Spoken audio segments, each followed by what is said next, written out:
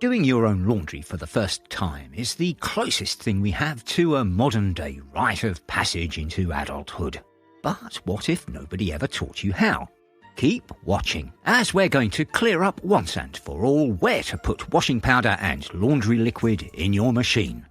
There are two main types of washing machines, front-loading and top-loading.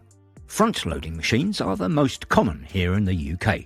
They have a door at the front with a detergent drawer usually located above the door. Top-loaders are more common in the US. With most top-loaders, you add the detergent directly into the drum under the clothes. Measure out the right amount of powder or liquid detergent, pour it in, and then add your laundry on top. If you're using laundry pods, it's the same process. They go straight into the drum on the bottom before adding your clothes. If you have a front-loading washing machine, on the other hand, it will have a detergent drawer with different compartments. Most machines have 3 compartments, but some may only have 2, depending on the model. Let's break down these compartments. The one marked with the number 2, or the Roman numerals II, is for the main wash. This is where you'll put your regular detergent for most cycles. The compartment marked 1, or I, is for pre-wash detergent, which you only need if you're doing a pre-wash cycle. Finally, there's a compartment for fabric softener, usually marked with a flower or a star symbol.